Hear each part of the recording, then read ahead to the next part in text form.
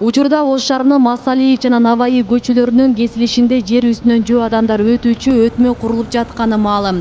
Курулуш иши мындан 1 ай мурун башталып, айдоочулар жана жөө жүргүнчүлөр үчүн бул көчөлөрдөн өтүү дагы да кыйындады. Жайдын аптаптуу ысыгында Достук көпүрөсүндө сааттап тыгынга кабылгандар нараазычылыктарын айтып, өтмөктү куруу ишин тездетүү керектигин талап кылышууда. Ел кыйналып атышат, карап турсаң, тыгында турабыз. Мен күйүп калдым, мына кара, мына терде. Жарым сааттан бери турабыз уже жерге чейин.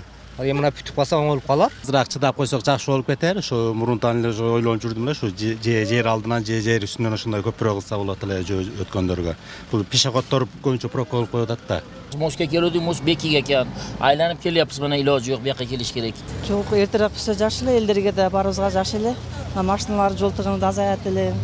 Мынакей барлык иштеп атат, жакшы нерсе болуп атат. Курулганы жакшы, бирок ушу тез арада бүткөрсө жакшы болот эле. Себеби мындай балдар өтөт жолдон, мына светофорду да алып коюптур. Жергиликтүү бийлик жөө өтмөктү куруу менен жол тыгынын жоюуну көздөгөн. Ош шаарынын мэри Бакытбек Жетигенов курулуш иштери менен тынымсыз кабар алып, иш өз ыргагында жүрүп жатканын айтты. Курулушту 31 август Кыргызстандын эгемендүүлүк күнүнө чейин бүткөрүү пландалганын кошумчалады.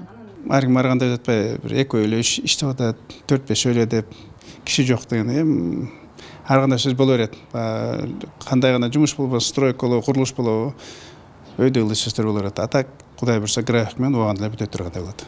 Анан эми ал жерде Масалиев көчөсүндө основной жол тыгын ошол көчөдө болот атпайбы?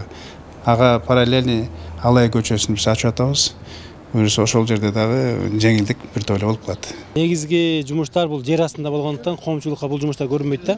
Анткени жердин астында биз 12 жерде немелерди электр линияларды перенос кылдык. Мына Ош шаарынын 2 көп кабаттуу, 12 кабаттуу буларга өткөн электр линиялар бар. Андан сырткары мына Пекиндин жанында Ош завод бар, насосный завод. Ушул жерге өткөн электр линиялар болчу.